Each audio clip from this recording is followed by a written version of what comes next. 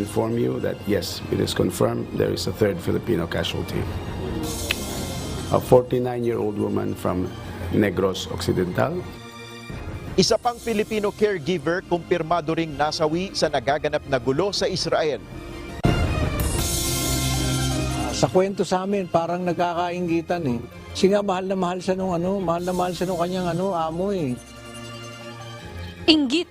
Dahilan umano ng pagpatay kay Marjoret Garcia ng kanyang katrabaho sa Saudi Arabia ayon sa OWA.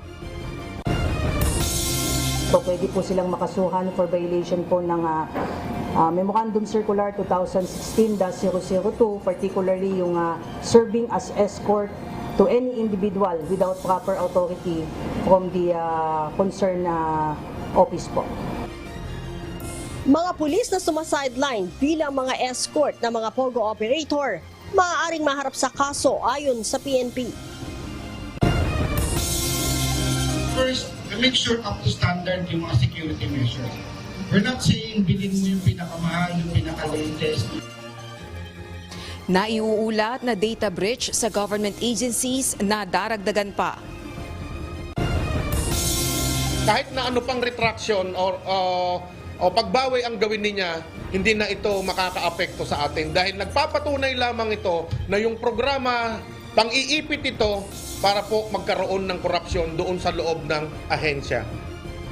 Paghahain ng kaso laban kay suspended LTFRB Chairman Chofilo Guadis at Transportation Secretary Jaime Bautista dahil sa umano'y korupsyon, itutuloy pa rin ng manibela kahit umatras na ang whistleblower na si Jeff Tumbado.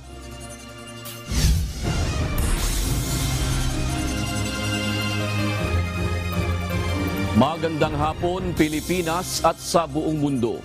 Una sa ating mga balita. Malungkot na balita po, kinumpirma na ng Department of Foreign Affairs ang pagkasawi ng isa pang Pilipino dahil sa pag-atake ng Palestinian Hamas militant group. Ipinaalam na ito sa pamilya at maging si Pangulong Ferdinand Marcos Jr. ay alam na rin ang sinapit ng ating kababayan na naipit sa gulo. Ito ang balita ni Nel Maribohok. I regret to inform you that yes, it is confirmed there is a third Filipino casualty. A 49-year-old woman from Negros Occidental. Tatlong Pilipino na ang kumpirmadong nasawi dahil sa pag-atake ng Hamas militant group sa Israel. Hindi na pinangalanan pa ng Department of Foreign Affairs ang ikatlong Pinay caregiver na nasawi. Ngunit ayon kay DFA Undersecretary Eduardo De Vega, isa ito sa mga dumalo sa music festival na unang inatake ng Hamas. Siya rin ang unang tinukoy ng DFA na unconfirmed death at kinakailangan pang isailalim sa DNA testing. There were a lot of people who were killed attending that music festival, which is usually held during the Sukkot, which is an Israeli holiday, no? And what we understand, she was one of the attendees, and a lot of people died there. By the way, why do you need testing? Why does it need time? Unfortunately, a lot of the bodies of those who were killed were mutilated or burned or so. Dahil dito, tatlo na lamang na Pilipino ang hinahanap ng Philippine government. Sa ulat pa ni Yusek De Vega, umakyat na sa 92 ang nais ng makauwi ng Pilipinas mula sa Gaza Strip, 22 naman sa Israel. Sa datos ng DFA, batay sa ibinigay na update ng Embahada ng Aman, 131 ang mga Pilipinong nasa Gaza, kabilang na ang tatlong turista. Ayon kay Yusek De Vega, iniutos ni Pangulong Marcos ang paglalatag ng repatriation at evacuation plans sa war-stricken country. He said that the immediate concern is repatriation. But nobody right now can get in or out of Gaza. So repatriation, of course, is not yet possible at this time unless the humanitarian corridors are made open. Sa ulat pa ng DFA, patuloy na nakikipag-ugnayan ng embahada sa mga Pilipinong nasa Gaza na wala pa naman anyang naiuulat na nasawi dahil sa gutom. According to our embassy in Amman, they still have electricity, water, etc., but limited for a few hours a day. So our embassy is in touch with them. They're not dying of hunger. Tiniyak ng DFA na gumagawa na sila ng paraan upang mailikas agad sa madaling panahon ang mga Pilipino sa Gaza. Nel Maribuhok, UNTV News and Rescue, Diyos ang aming sandigan, serbisyo publiko ang aming pinahalagahan. Humihingi ng tulong sa pamahalaan ang mga kaanak ni Angeline Aguirre, ang Filipina nurse na piniling manatili kasama ng kanyang pasyente at nasawi sa pagsalakay ng mga armadong lalaki sa Israel. Samantala, i-cremate na lamang ang mga labi ng isa pang Pinoy na nasawi sa gera sa Israel at inaasahang sa Disyembre pa ito maiuwi sa bansa. Mula sa Lingayen, Pangasinan, ito ang balita ni Ryan Lacanlale, live. Ryan, kumusta na ang pamilya ng dalawang Pilipinong nasawi sa gera sa Israel at ano na ang mga kahilingan nila sa pamahalaan? June, malungkot pa rin ang ambience sa mga compound ng dalawang pamilya ng mga Pilipinong nasawi sa gera sa Israel. Hanggang ngayon ay hindi pa rin nila matanggap ang nangyari sa kanilang mga mahal sa buhay. Sa Pampanga, matatagalan pa bago makapiling ng mga magulang ni Paul Vincent Casteldi ang kaniyang mga labi, pero abo na makakauwi ito sa bansa. Hindi kasi binigyan ng clearance ng doktor para bumiyahe pa uwi ng Pilipinas ang 8 buwang at buntis na asawa ni Paul. Masakit man sa kalooban ng kanyang mga magulang, ikikremate na doon ang mga labi ni Paul, pero pumayag na rin sila alang-alang sa asawa at ng biktima at magiging anak nito. Uuwi yung asawa ko, maiiwan ba ako dito? Sabi po niya sa akin. Sabi niya sa kapatid, sa anak kong isa. Kaya pinakiusapan ako, magbunuan ako. Umayag ka na napakremate si kuya. Para kay ate, sabi. Sige, sabi ko, nakakaawa naman, oo nga naman kako. Uuwi yung kuya mo, hindi siya kasama, sabi ko. Kaya pinabayaan ko na po. Siyempre, asawa din po siya. Kaya may karapatan din po siya, di ba? Kaya pinabayaan ko na po na December na lang niya dalhin yung labi ng anak ko. Hanggang ngayon, hindi pa matanggap ng pamilya ni Paul ang nangyari sa kanya. Siya kasi ang breadwinner sa kanila. Sa ngayon po, dahil nagdadalamahati pa po kami, siyempre di pa po namin matanggap talaga na wala na yung anak namin. Napakasakit po sa amin na mawalan ng anak. Para naman sa kanyang amang si Mang Nick, isang ulirang anak si Paul. Wala daw itong kaaway at tinutulungan hindi lamang ang kanyang mga magulang, maging ang mga kapatid nito at ibang mga kaanak. Sa katunayan, hindi man ito nakatapos ng kanyang high school, pero nagpursige itong mga ibang bansa para maihahon sa hirap ang pamilya.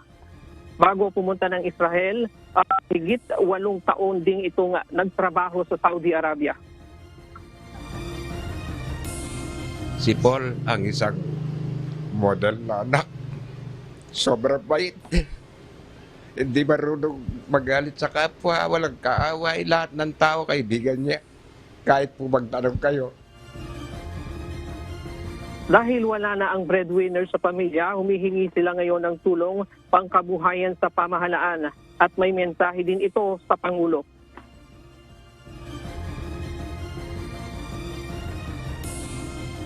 Mr. President, ako po'y sumasami sa inyo. Tulungan niyo po at makamit namin ang justisya.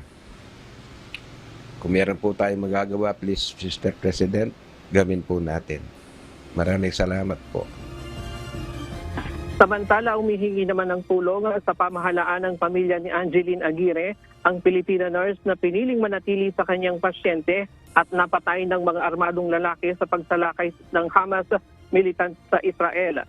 Bukod kay Angeline, nasa Israel din ang nakababata nitong kapatid na si Angenica.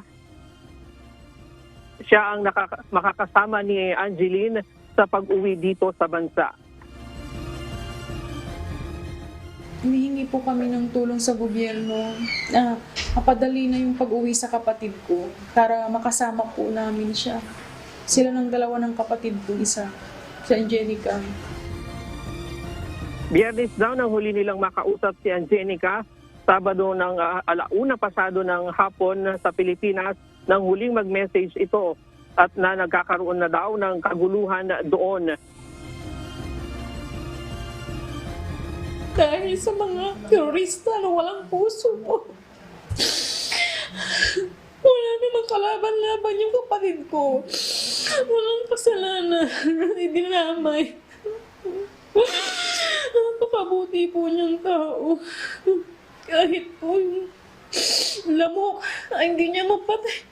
Kaya nga hindi niya iniwanan yung kapatid ko. Yung amo niya eh. Kasi hindi po niya maatid ng konsensya po niya na iwan yung alaga niya. Ayon pa kay Wilma, ang panganay na kapatid ni Angeline, na plano na raw ng kanyang kapatid na umuwi dito sa bansa sa susunod na taon at sa Canada dalang mag-a-apply ng trabaho kasama ang kanyang asawa na 1 linggo lang nitong nakasama mula nang ikasal sila noong 1 taon.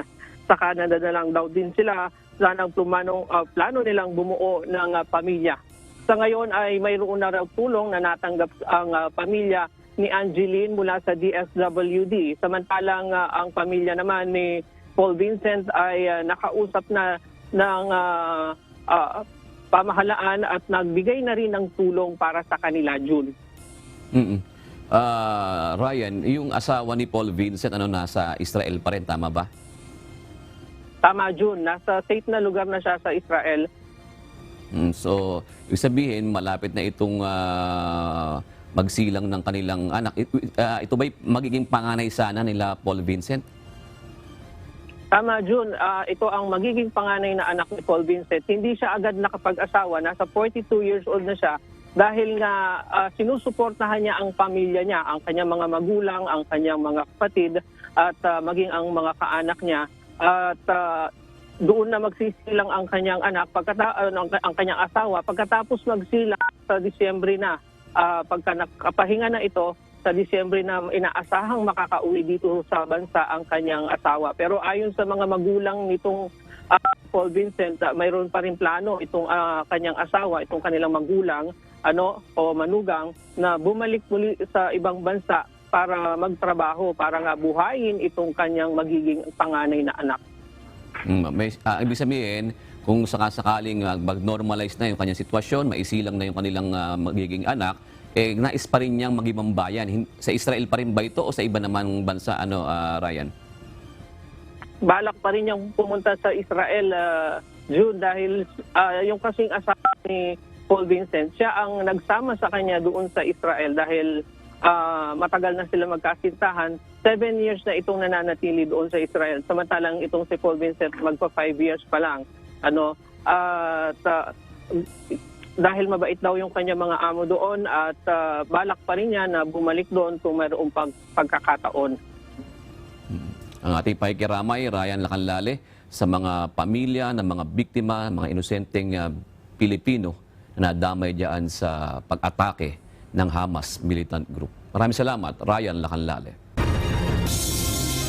Naiuwi na sa bansa ang labi ng overseas Filipino worker na si Marjoret Garcia ngayong araw mula sa Saudi Arabia.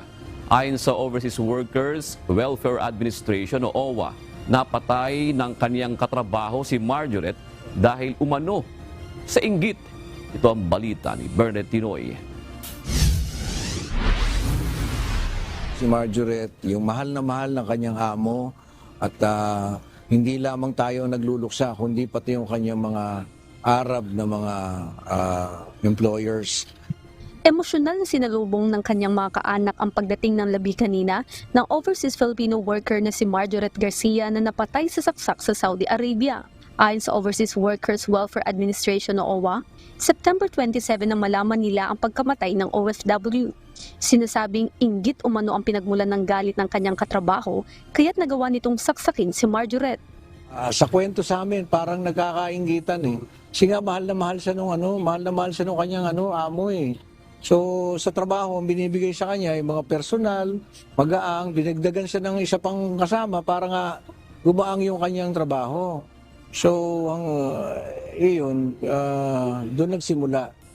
Ayon kay OWA Administrator Arnel Ignacio, lubos ding nagdadalamhati sa pagkawala ni Marjoret ang recruitment agency nito, maging ang kanyang Arab employers. Nangako naman ang ahensya na ibibigay nito ang lahat ng assistance na maaaring makuha ng mga naulilang kaanak ni Marjoret, lalo na ang kanyang 2 anak. Kabilang na dito ang 220,000 pesos na financial assistance, 15,000 pesos livelihood program at 5,000 pesos na tulong para sa scholarship ng kanyang anak. Nilinaw din ng OWA na tuloy-tuloy ang pagbibigay nila ng tulong at suporta sa pamilya ng OFW. Samantala, agad na ibinyahe pa uwi ng Pangasinan ang labi ni Marjoret kung saan siya ibuburol at inaasahang bibigyan rin ng isang hero's welcome. Sisikapin natin na mabigyan siya ng parangal. Welcome. Iuwi natin siya with a hero's welcome. Ayon sa OWA, sa ngayon ay nakakulong na sa Saudi Arabia ang suspect sa pagpatay kay Marjoret na sinasabing isang Kenyan citizen. Patuloy din ang isinasagawang investigasyon sa kaso ukol dito. Bernadette Tinoy, UNTV News and Rescue. Diyos sa aming sandigan, serbisyo publiko ang aming pinahalagahan. Sa ibang balita, maaring maharap sa kaso ang mga pulis na nagmumoonlighting bilang mga security escort ng mga POGO operators sa bansa. Ang pahayag ng Philippine National Police ay kasunod ng tweet ni dating Senator Panfilo Lacson na may ilang mga pulis na nagsisilbing escort ng mga POGO Chinese operators sa oras ng kanilang mga trabaho.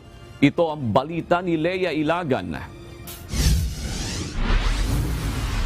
We called their attention regarding the tweet po ng ating dating kagalang-galang na Senador Ping Lacson, and according to them, they will look into this at kung sakasakaling mapapatunayan po na may mga HPG personnel na nagpo-provide po ng security escort sa mga sinasabing mga POGO operator, they will be made accountable.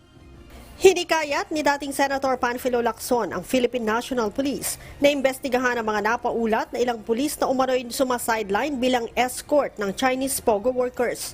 Nakasaad sa kanyang tweet noong Miyerkules na ito marahil ang dahilan kung bakit kahit office hours, makikita ang maraming luxury vehicles na nagzizigzag sa gitna ng trapiko habang mayroong mga nakamotorsiklong pulis na hinahawi naman ang mga motorista upang makadaan ang mga ini-eskorta ng mga ito. Tinawag din itong shameless o hindi marunong mahiya ang mga pulis. Kaya naman ang pamunuan ng Philippine National Police, pinaiimbestigahan na ang naturang impormasyon. Ayon kay PNP Public Information Office Acting Chief, Police Colonel Jean Fajardo, maaaring makasuhan ang mga pulis na mapatutunayang nagsisilbing escort sa mga POGO workers. Pwede po silang makasuhan for violation po ng Memorandum Circular 2016-002, particularly yung serving as escort to any individual without proper authority from the concerned office po. Sinabi pa ni Colonel Fajardo na maituturing itong less grave offense kaya't maaari aniyang ma-demote o masuspend ang pulis na gumagawa ng moonlighting. Pwede pa po silang kasuhan ng violation po ng special laws, particularly yung corrupt practices, ay po pwede po nating maisampa ito. But initially, kung titingnan po natin yung internal disciplinary mechanism po ng PNP, dito po papasok po yung sinasabi po na mga illegal activities po nila for allegedly providing security dito po sa mga sinasabing mga POGO players and operators po. Ang moonlighting ay ang walang permisong paggawa ng ikalawang trabaho na may karampatang sweldo sa oras na para sana sa regular duty. Leia Ilagan, UNTV News and Rescue. Diyos ang aming sandigan, serbisyo publiko ang aming pinahahalagahan. Patay sa gitgitan ng dalawang sasakyan kanina ang isang lalaki sa Maynila. Batay sa investigasyon, nagkaroon umano ng alitan ang biktima na driver ng isang aluminum van sa nagmamaneho ng isang trailer trucks sa bahagi ng C3 Navotas. Makikita sa video na nasa aktong bababasa na ito para kausapin ang truck driver nang makarating sa Smoky Mountain. Ngunit sinagasaan na umano ng nakaalitang driver. Nasa kustodiya na ng Manila Police District Homicide Division ang suspect na maharap sa kasong murder. Plano nang i-reshuffle ng Department of Justice ang mga tauhan ng Bureau of Immigration.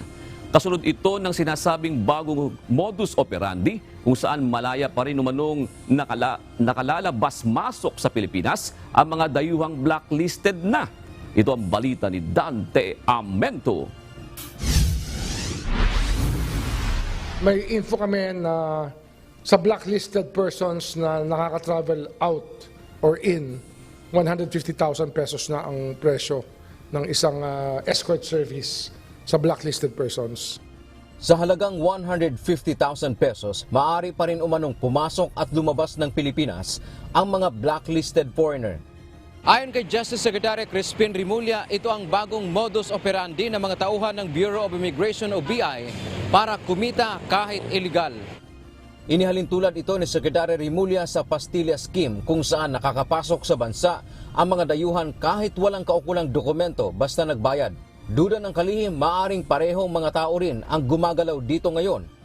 Parang ganon, parang we're looking at a rehash and recycling of people who probably cannot wait anymore to earn their money or earn the money they want to earn working at immigration. Bunso nito, plano ng DOJ na magkaroon ng reshuffling o lipatan ng mga tao sa kawanihan. Isa ito sa paraan para marisolba ang issue. Ano to? You have to look at the structure again on how it happens. So yun ang pinag-aaralan namin ulit. At we will be pursuing a movement of people again within immigration and reorganize many of the things there. Dagdag pa ng kalihim, nakipagpulong na siya sa mga opisyal ng immigration hinggil sa bagong korupsyon na ito at nagpapatuloy ang investigasyon dito. Sa ngayon, wala pang komentaryo ang BI sa isyong ito. Dante Amento, UNTV, News and Rescue. Diyos ang aming sandigan, serbisyo publiko, ang aming pinahahalagahan. Nadadagdagan ang ulat ng data breach incidents sa mga ahensya ng pamahalaan. Sa gitna ito ng International Cybersecurity Awareness Month ngayong buwan ng Oktubre. Sa isang pahayag, binanggit ng Department of Science and Technology o DOST na nagkaroon din ng data leak incident kaugnay ng One Expert Portal ng Kagawaran. Ito ang balita ni Ros Salicos. First, make sure up to standard yung mga security measures. We're not saying bilhin mo yung pinakamahal, yung pinaka-latest. Dapat reasonable and appropriate. Kasi walang foolproof na system. Pero you can put in place security measures para pahirapin mo naman yung attack. Pagpapaigting ng seguridad, isa ito sa pangunahing hakbang na dapat gawin, hindi lang ng mga ahensya ng pamahalaan, kundi maging ng mga pribadong individual sa gitna ng mga ulat ng data leaks. Ayon ito sa tagapanguna ng Complaints and Investigation Division ng National Privacy Commission o NPC na si Attorney Michael Santos.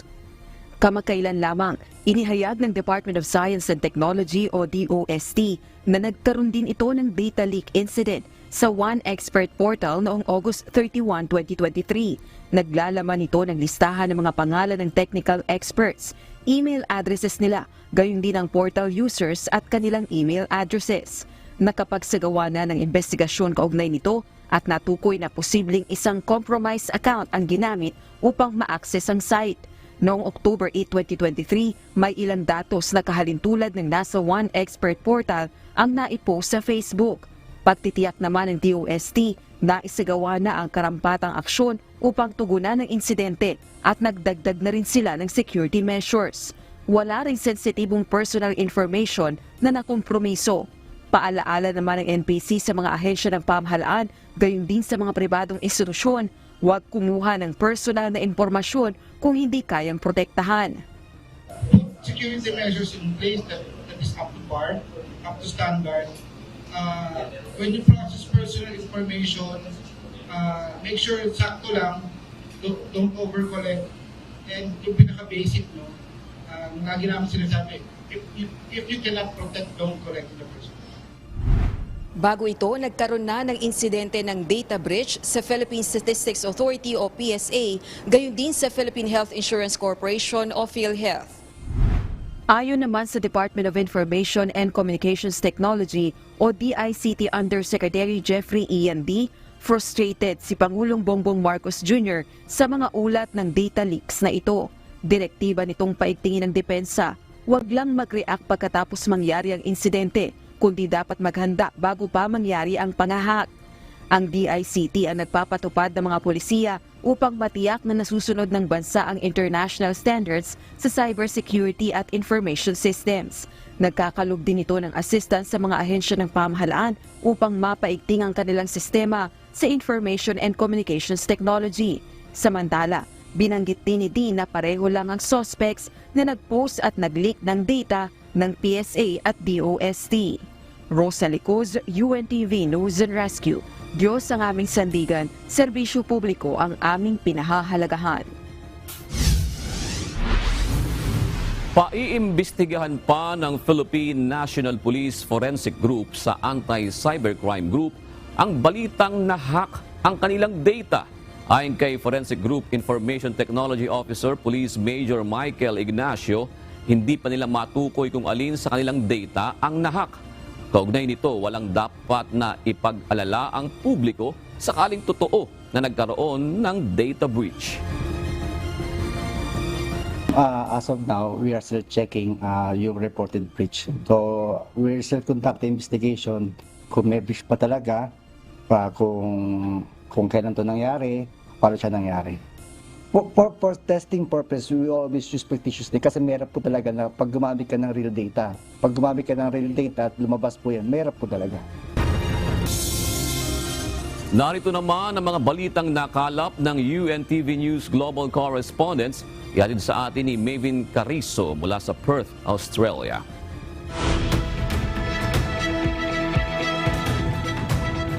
Mavin, ilang Australians ba ang nakauwi na pabalik ng Australia galing sa Israel?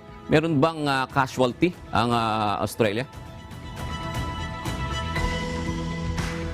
Magandang gabi sa inyo dyan, June. Mahigit sa 45,000 Australians ngayon yung tinatayang naglalakbay patungong Israel kada taon. Nasa 10,000 naman sa mga ito yung mga dual citizen at yung mga nakatira mismo sa Israel. Ayon naman sa Prime Minister na si Anthony Albanese, tinatayang nasa 1,600 ang registered at nakabang ngayon sa repatriation flights. Ito yung mga sponsored flight ng government para matiyak na ligtas yung mga Australian citizens at mga manlalakbay. Dalawang flights ang inaasahan na magpapasa himpapawid ngayong araw. Inaasahan rin na magkakaroon pa ng additional na 2 flights pabalik sa Australia via Singapore. Alright, maybe ibigay mo na iba pang mga balita sa iba't ibang panig ng daigdig. Daan-daang libong Palestinians ang kinakailangang umalis sa kanilang mga tahanan bunsod ng sunod-sunod na pag-atake ng Israel sa Gaza. Samantala, kinumpirma ng Human Rights Watch ang paggamit ng Israel ng white phosphorus sa kanilang airstrike sa Gaza. Ito ang balita ni Ray John Bolivar. The situation is devastating. We are on the ground doing everything we can to make sure the people in need, the ones who fled their homes and residing in shelters, are getting the food and help they need to be able to survive. 423 na Palestinians ang kinakailangan umalis sa kanilang tahanan papunta sa iba't ibang shelter sa West Bank ng Gaza Strip upang makaiwas sa sunod-sunod na airstrike ng Israel sa Hamas militants. Nakatira ang mga displaced Palestinians sa mga eskwelahan o sa mga designated shelter. We are doing everything we can. Breaking point na ang mga ospital sa Gaza. Bawat oras ay mahalaga. Kung hindi agad papapasukin ng humanitarian aid sa Gaza, gaya ng health services at medical supplies, mas maraming buhay ang malalagay sa panganib. Ayon sa pinakabagong report, may get 1,300 Israeli kasama mga foreign national ang nasawi at mahigit 2,800 ang sugatan sa Israel. 830 Palestinians naman ang namatay at nasa 4,250 naman ang sugatan ayon sa Ministry of Health ng Gaza. Samantala, kinumpirma ng Human Rights Watch o HRW ang paggamit ng white phosphorus sa kanilang military operations sa Gaza at Lebanon. Pinanood umano ng HRW ang 2 video na kinuha sa city port ng Gaza at napag-alaman ng organisasyon na ito ay white phosphorus. Ang white phosphorus na isang incendiary weapon ay isang deadly substance na makakasunog ng tao. Lalabag din ito sa international humanitarian law dahil maaari itong makaapekto sa mga sibilyan. Sa kasalukuyan, hindi pa nagbibigay ng pahayag ang Israeli authorities tungkol sa isyu na ito. Rajon Bolivar, UNTV News and Rescue. Diyos ang aming sandigan, serbisyo publiko ang aming pinahahalagahan.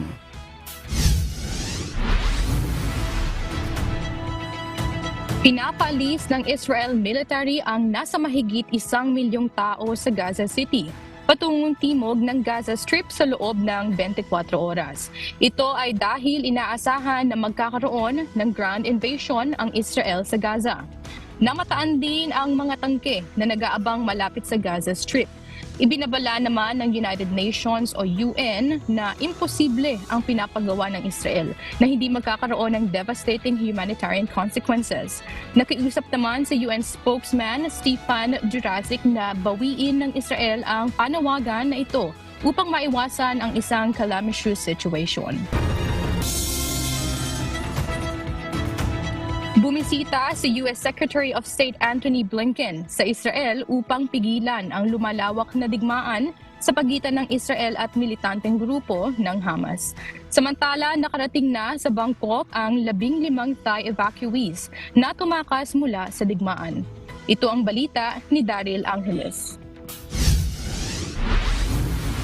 I came to Israel bearing a simple message. The United States stands with Israel and with its people. Today, tomorrow, every day. Pigilan ng pagsiklab ng mas malawak na digmaan.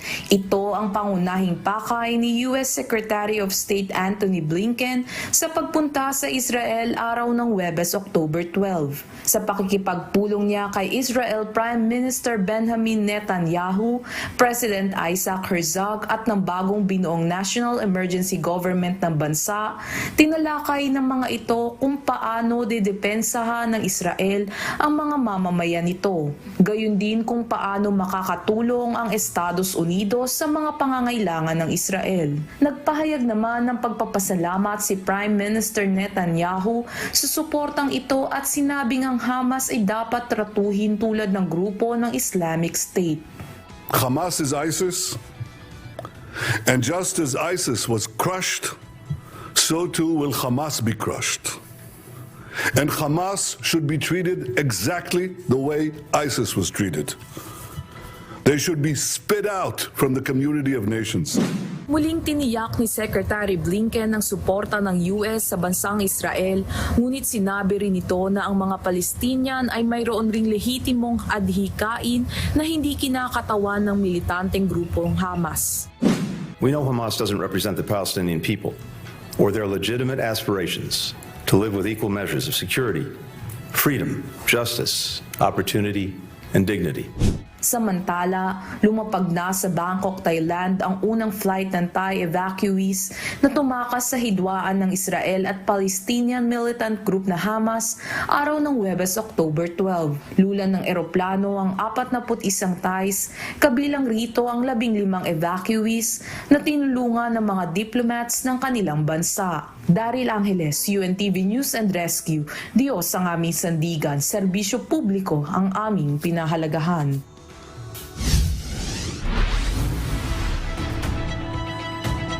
Bilang marka ng pamumuno ni King Charles III at ang kanyang love sa natural world, magkakaroon ng mga bagong redesigned coins sa United Kingdom. Tampok dito ang iba't ibang hayop at halaman gaya ng red squirrel, bees, oak tree leaf at ang national flowers ng UK. Papasok ito sa sirkulasyon bago matapos ang 2023. At yan ang mga balitang nakalap mula sa iba't ibang panig ng mundo mula dito sa Perth, Australia. Ako si Maven Carizo. Magandang gabi. Itutuloy pa rin ng Transport Group na Manibela ang paghahain ng kaso laban kay suspended Chairman Teofilo Gualis III, gayon din kay Transportation Secretary Jaime Bautista, kaugnay sa umunoy korupsyon sa loob ng Land Transportation Franchising and Regulatory Board o LTFRB. Ito'y kahit pa binawi na ng whistleblower na si Jeffrey Tumbado ang mga nauna niyang paratang kung saan una nitong isiniwalat ang umano'y korupsyon sa ahensya. Dahil dito kasama na ngayon si Tumbado sa sasampahan din ng kaso ng Manibela. Ito ang balita ni JP Nunez. Kahit na ano pang retraction o pagbawi ang gawin niya, hindi na ito makakaapekto sa atin dahil nagpapatunay lamang ito na yung programa pang-iipit ito para po magkaroon ng korupsyon doon sa loob ng ahensya. Bagaman binawi na ng whistleblower na si Jeffrey Tumbado ang nauna niyang mga akusasyon na umano'y may nangyayaring korupsyon sa loob ng Land Transportation, Franchising and Regulatory Board, desidido pa rin ang presidente ng grupong Manibela na kasuhan sina suspended LTFRB Chairman Teofilo Guadis III at Department of Transportation Secretary Jaime Bautista dahil sa umano'y pagkakasangkot ng mga ito sa katiwalian. Ayon kay Mar Valbuena, maghahain pa rin sila ng kaso sa ombudsman laban sa dalawang opisyal upang mapanagot ang mga ito. Mayroon na anyang lumalapit sa kanya na mga lider ng kooperatiba at korporasyon na nagpapatunay na talagang nagbibigay sila ng payola kapalit ang prangkisa sa LTFRB. Originally, siya talaga yung magpa-file ng kaso. Kailangan lang naming suportahan yon, gawa nitong mga client namin na susuporta din doon sa kanyang aligasyon. So kung wala na si Mr. Tumbado, wala na yung main man na magsasampa nito. Pero ang sabi sa akin ng mga kliyente nila na mga kasamahan din namin, sila na ang magsasampa ng kaso. Naniniwala si Valbuena na mayroon umanong mga kumikilos para paatrasin ang whistleblower na si Tumbado. Ilang beses na rin umano silang nagkausap ni Tumbado at talagang desidido ito na ibunyag ang talamak na katiwalian sa loob ng ahensya. Naniniwala kami na may nakialam dito para ho umatras yung ating whistleblower. Hindi ho kami naniniwala ito na kusa lang siyang bumawi at kusa lang siyang natakot lang siya dahil sa kanyang pamilya. Dahil nung nag-usap kami, ang sinasabi niya sa akin, laban na to, tuloy ito, hindi ako aatras, lalabanan ko to, isisiwalat ko yung totoong pangyayari sa loob ng ahensya.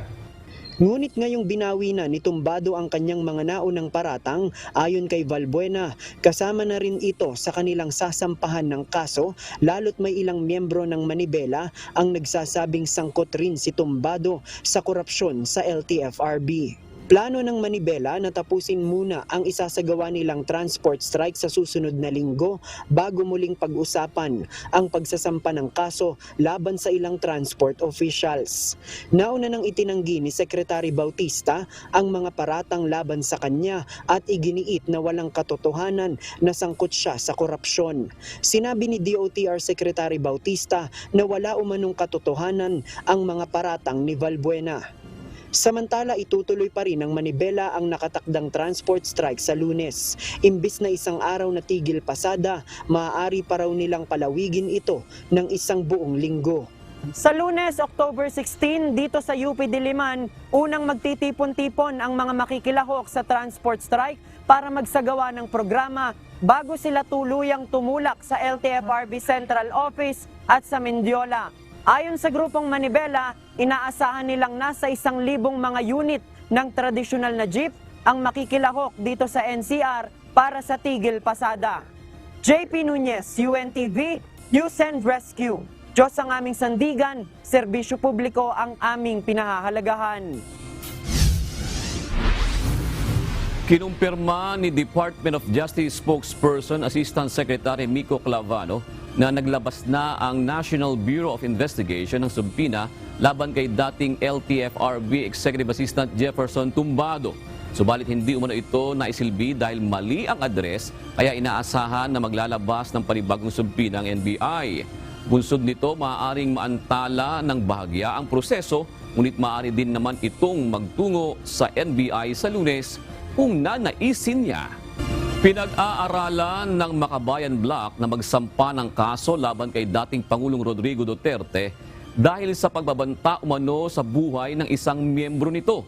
Pero depensa ng isang kaalyado ni ex-President Duterte, ang ipinaglalaban ng mga makakaliwang grupo ang pinatutungkulan ng dating Pangulo. Ito ang balita ni Harleen Delgado. patayin yung kausa, patayin yung ideolohiya. Alam naman natin yung figure of speech na ginagawa ni Pangulong Duterte. Hindi naman actually murder ang ibig sabihin, no? Tayutay o figure of speech. Ganito inilarawan ni Senator Ronald Bato de la Rosa ang pahayag ni dating Pangulong Rodrigo Duterte sa isang panayam kung saan nagsalita ito patungkol sa confidential funds na hiniling ng kanyang anak na si Vice President Sara Duterte.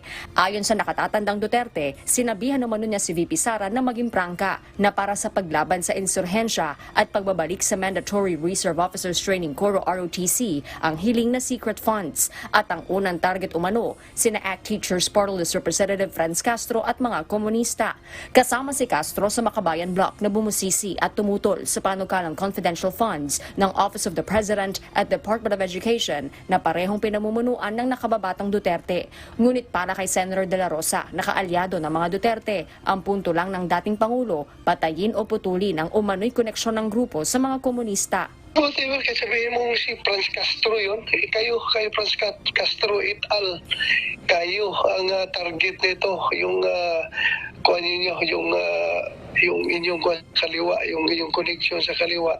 Kailangan may bisto na yan at para mahinto yung panluloko nyo sa taong bayan. Wala man akong nakita ang pinatay niya ng tao. Pinatay siguro sa operasyon yung mga lumalaban na mga kriminal, lumalaban na mga terorista. Para sa Makabayan Bloc, maituturing na grave threat ang naging pahayag ni dating Pangulong Duterte. Dahil dito, kanilang titingnan ang pagsasampa ng kaso laban sa dating punong ehekutibo, ngayong wala na rin itong immunity mula sa mga kaso. Ayon kay Gabriela Party List Representative Arlene Brosas, tahasang paglabag umano ito at mapanganib na pag-atake sa mga individual na nais lamang ng transparency at pananagutan sa paggastos ng gobyerno sa pera ng bayan. Hindi na rin anya ikinagulat ng kongresista ang anyay death threat laban sa mga mamabatas para ipagtanggol ang kanyang anak dahil tila pareho umano silang nahuhumaling sa confidential funds. Panawagan ng kanyang grupo sa mga otoridad, seryosohin ang banta ng dating Pangulo at tiyakin ang kaligtasan ng mga halal na representante. Hindi rin anya sila mapatatahimik ng mga pagbabanta at pananakot at patuloy na ilalaban ang transparency sa gobyerno at ang pagbuwag sa confidential funds. Harleen Delgado, UNTV News and Rescue. Diyos ang aming sandigan, serbisyo publiko ang aming pinahahalagahan.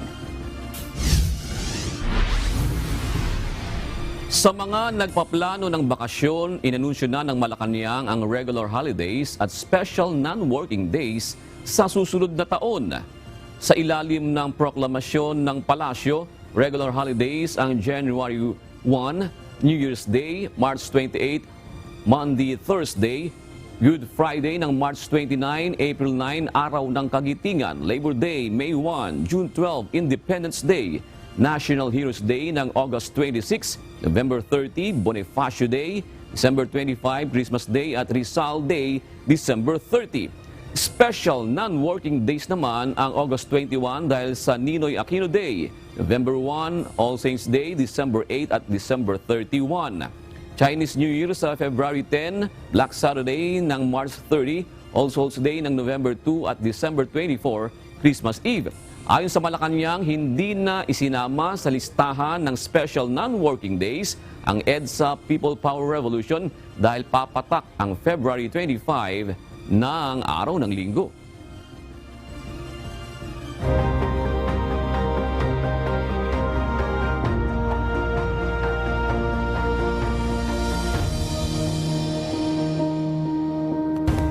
Magkatuwang na tinugunan ng Members Church of God International o MCGI, UNTV News and Rescue at Police Regional Office 5 ang mga pangangailangan ng mga learner with special education needs sa Ligao City, Albay. Ito ang balita ni Brian Baldaraje. Palagi talagang struggle. Especially we have different kinds of learners.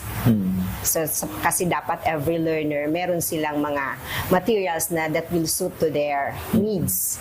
And although sometimes meron din kami but it's not enough. Malaking hamon para sa mga guro ang magturo sa Special Education o SPED Center. Ito yung klase para sa mga estudyante na may espesyal na pangangailangan sa pag-aaral, gaya na lamang ng mga may Down syndrome at iba pa. Dahil espesyal ang pagtuturo, nangangailangan rin ng mga espesyal na gamit sa pag-aaral para tuloy-tuloy ang kanilang pagkatuto. The first struggle is yung development or the milestone ng bata is medyo nadidelay din. But ganun pa nga rin nga, hindi rin yun ang nagiging rason, the minimal or the limited resources para hindi namin maibigay what's best for the kids. Although it really caused delay. But as teachers, dahil sa amin in-entrust yung mga learners, we always find way.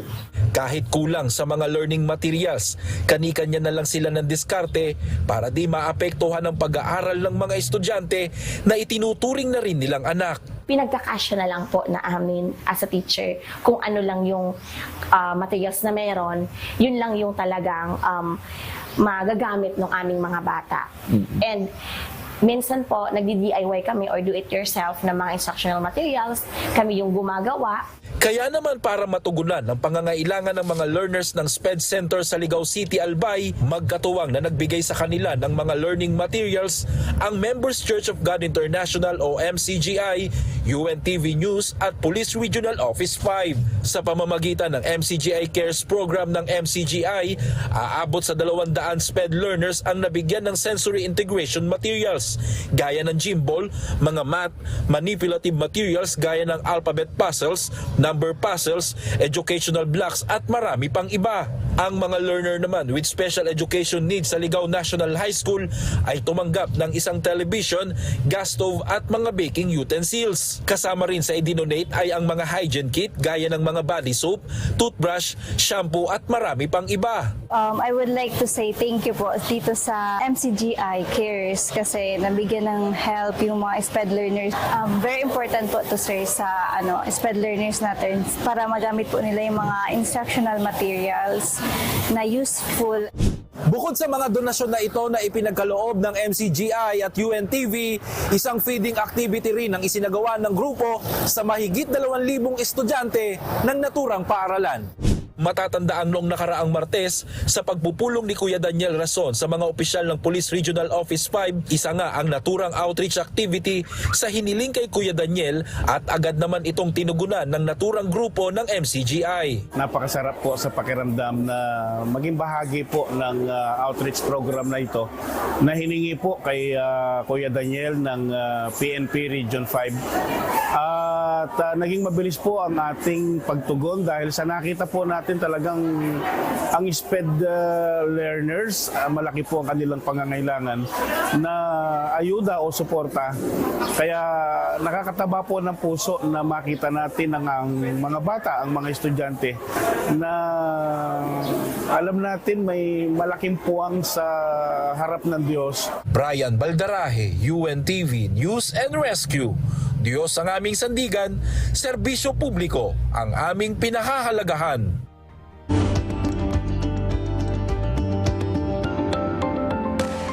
Ipinakilala ng Asian Breast Center ang kauna-unahang thermal breast scanner technology sa bansa. Ito ang balita ni Kichi Cipriano. Ang Thermalytics ay isang thermal imaging at artificial intelligence na ginagamit ng Asian Breast Center upang matukoy ang breast cancer, kung saan maaaring mailabas ang resulta sa loob lamang ng 24 to 36 hours. Thermalytics, yung bagong technology dito sa Asian Breast Center, ito po ay gumagamit ng thermal imaging at artificial intelligence. So, bagong teknolohiya para ma-screen ang mga kababaihan ukol sa breast cancer. Pagka ang pasyente po ay may lagnat, hindi po sila pwedeng magpa-thermalytics dahil po ay mataas na yung kanilang temperature sa katawan.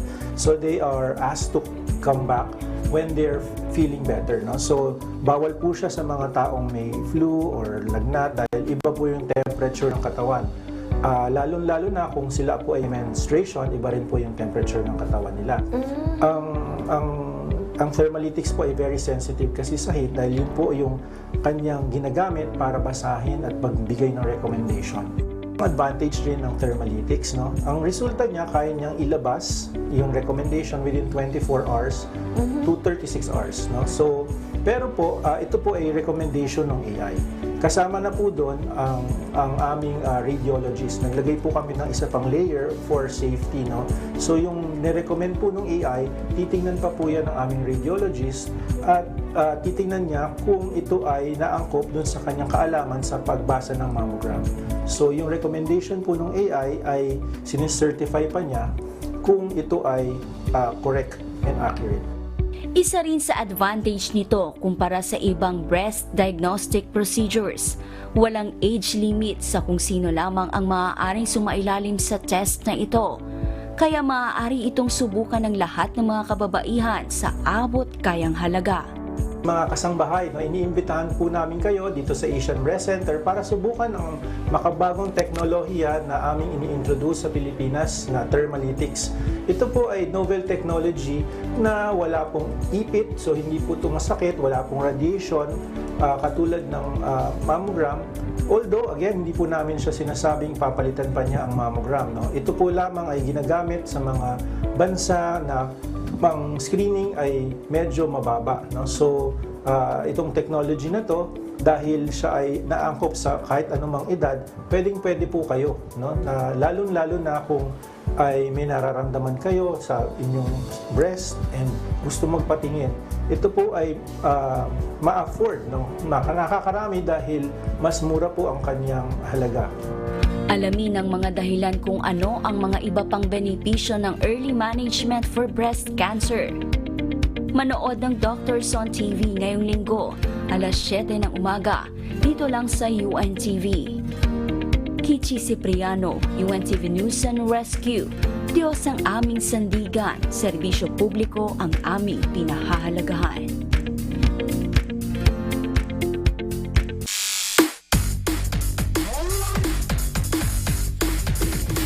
Isang panalo na lang ang kailangan ng AFP para tanghaling kampiyon sa kauna-unahang season ng UNTV Volleyball League. Sa Game 1 ng Final Series kahapon, tinalo ng Lady Gunner ang Senate Lady Defenders sa 3 sunod na set. Ito ang balita ni Rina Villamor Camara.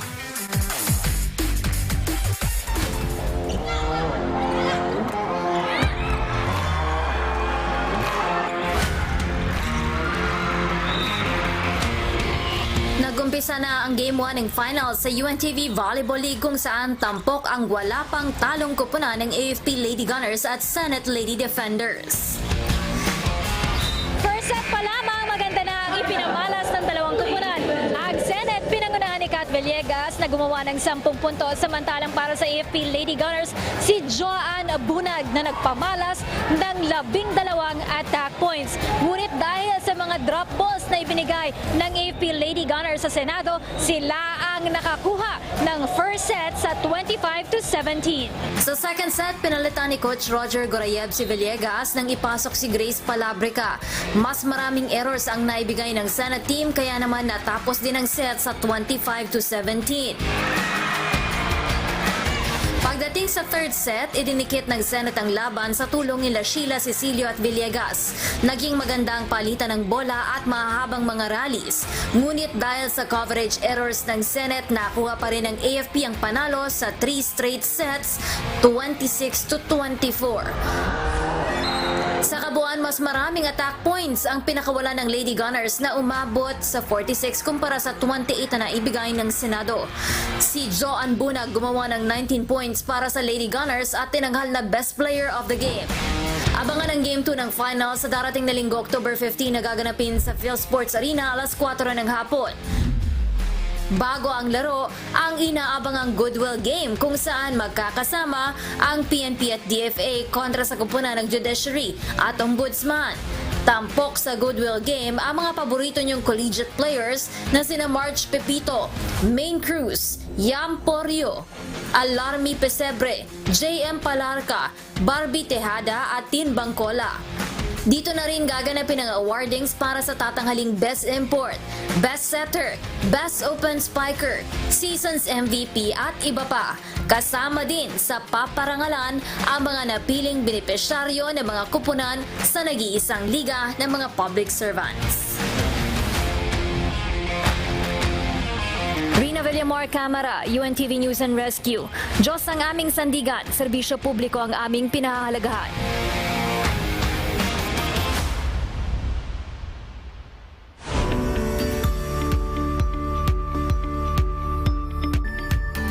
Tinaguri ang Rolls-Royce ng Big Bikes ang tampok ngayong linggo ng umaga sa Manibela.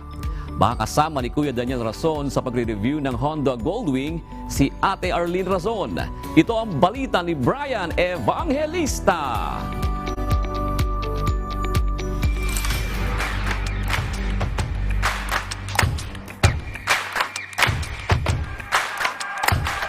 Umaga ngayon ng linggo, wala pang halos tulog si Kuya pero ito ang kanyang breakfast, ang shoot sa Manibela para sa Honda Goldwing kasama ang ating guest natin.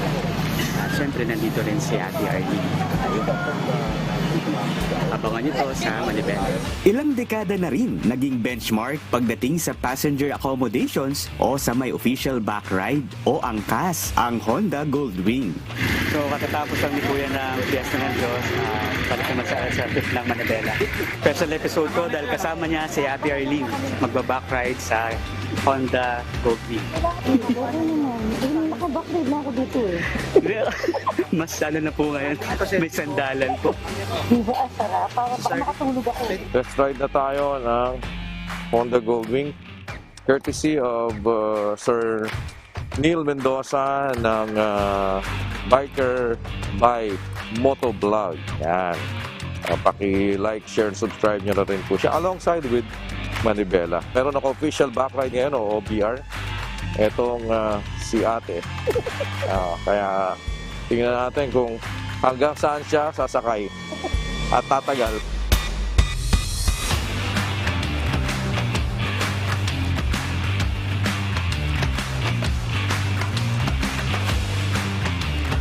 So, kagandahan itong abangan nyo sa Manibela, pwede kayong mag-sound trip dahil may speaker sa likod. Yan o. At may speaker dito sa harap. Yan ang Rolls-Royce ng mga motor, ang Honda Goldwing. Yan o. So malakas ito mga artista. At ang Biker By ang nagpahiram sa atin para masubukan to sa Manibela. Kaya sa naghahanap ng perfect touring bike for your road trips with your loved ones, baka itong Honda Goldwing ang maaari ninyong pagpilian.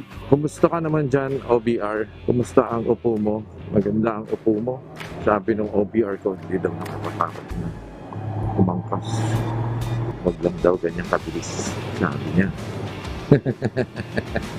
Ang bagal lang natin, oh. 80 lang. Seatbelt, syempre wala. Motor yan, eh.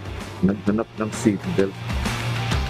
At bago pa man matapos ang test ride ni Kuya Daniel, naabutan siya ng buhos ng ulan. Kaya abangan ang safety tips din ni Kuya kapag naabutan kayo ng ulan sa biyahe. Maging kanyang full review ng Honda Goldwing ngayong Sunday, 8:30 a.m. sa Manibela. Brian Evangelista, UNTV News and Rescue. Diyos ang aming sandigan, serbisyo publiko ang aming pinahalagahan.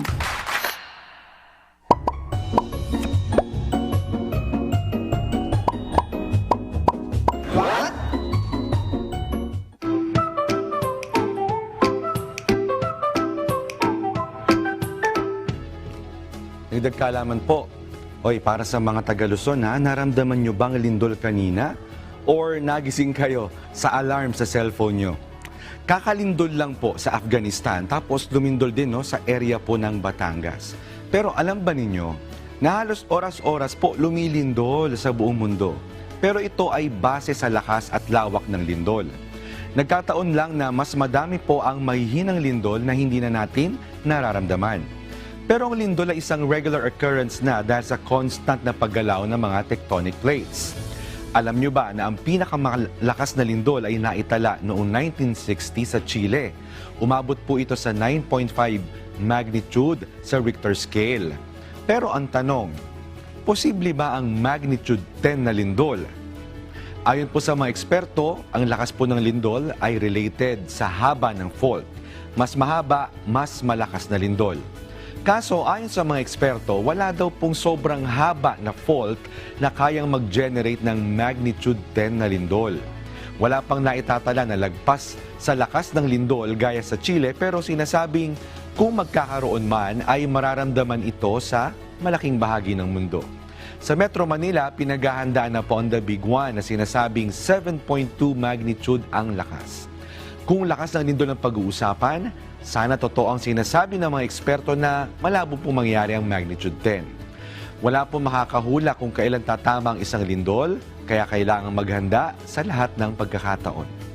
Sana may natutuhan kayo at laging tatandaan, mapalad ang tao na nakakasumpong ng karunungan at ang tao na nagtatamo ng kaunawaan.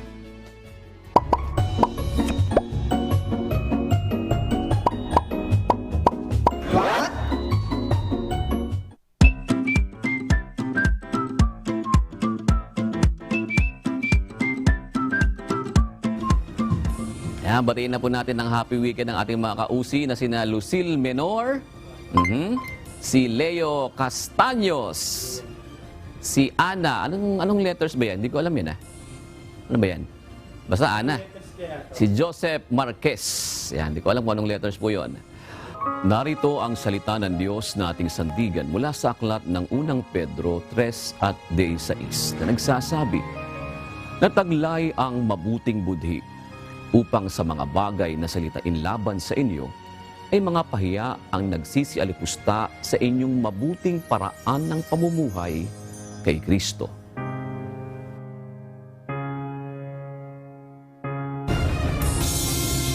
At yan ang naging kabuuan ng ating balitaan ngayong gabi. Aming inilahad ng buong katapatan kung paano namin nasaksihan. Kayo'y makapagtitiwala na ang aming nakita at narinig ang aming ibinabalita. At dito po sa UNTV, Diyos ang aming sandigan, serbisyo publiko ang aming pinahahalagahan. Magandang gabi po.